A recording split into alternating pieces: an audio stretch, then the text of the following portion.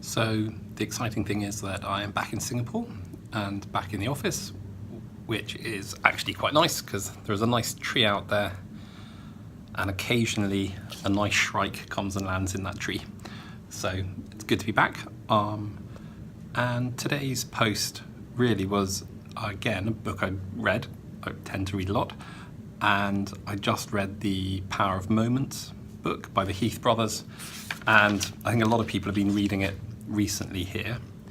And what it is, it's about if life is if the prose of life is punctuated by key events that we tend to remember and that hold meaning for us as a kind of celebration or as marking a significant moment of meaning, then what might be some of the ways that we can mark those moments. And I think that struck me as really important as someone who's not massively sort of social or extrovert. Nonetheless, I think sort of communal celebrations or even private celebrations are really, really important. And yet I didn't really know when I thought about it in my class if I wanted to mark a particular moment or to celebrate a moment. I didn't really have a way of understanding or thinking about that would help me go ahead and do it. And so I found the book really useful. So I'm just going to chat through a few of the sort of straightforward ideas in the book and share them with you.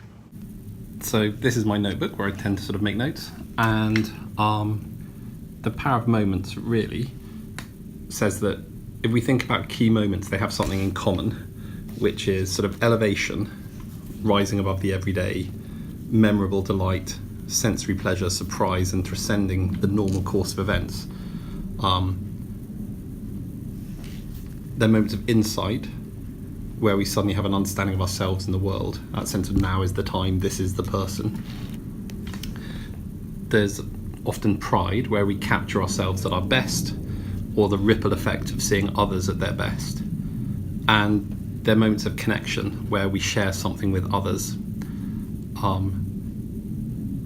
And I think these sort of criteria for saying these are what you'd want to build into a moment if you wanted to plan for one. So if you wanted to celebrate, as I see a few people have on Twitter, like the 100th day of school, how would you build in these celebrations? So in terms of building these sort of peak moments, the elevation one's interesting, where the book talks about boosting our kind of sensory pleasure, raising the stakes, and importantly, breaking the script of what you'd expect. And the memorable example that they give in the book is of a hotel which is a fairly average hotel but receives outstanding ratings because they do things like, by the pool there's a popsicle hotline that at any point for free you can pick up the phone and order a popsicle that arrives on a silver plate with a sort of waiter with white gloves on whenever you feel like one. And in a sense it's ridiculous, but in other ways it's delightful. It boosts sensory pleasure, it breaks the script of what you normally expect from a hotel, and it becomes something that you want to talk about, that you go back to. So I'm thinking a lot about how we might use these ideas in order to pick what and how we celebrate within a school community. And we already have celebrations that we're looking at the moment, like clapping out the buses or Chinese New Year, where we kind of already have celebrations, and I'm wondering how this thinking might help improve those as moments where we're trying to mark something meaningful. So it seems really, really useful to me. And one other way that I think of it is also in terms of when talked in last post about identity, values, beliefs. When you look at the research on identity, and talked a bit before about sort of anchor moments or reference experiences, we often fix our identity or understanding of identity on reference experiences. So a lot of me is also wondering that if you were intentional about the kind of reference experiences you created for people around learning or your school community, how that might be able to shape the culture of a community. And I think to a certain extent we do this well in parts of our orientation, but it makes you realize how much better you could do it.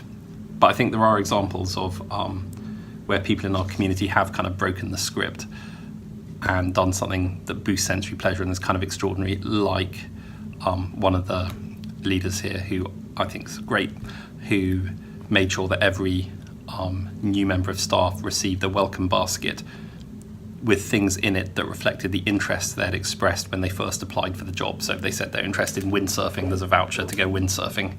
If they said they loved fine dining, there's a little invite to go fine dining. So I think that would be a really good example where we have done it. But I can think of many where, for myself personally, I haven't really intentionally planned those celebrations, and we could be doing it much better. And I think having that in your toolkit as a leader is really, really important and really useful. So I'm looking forward to using it and exploring it.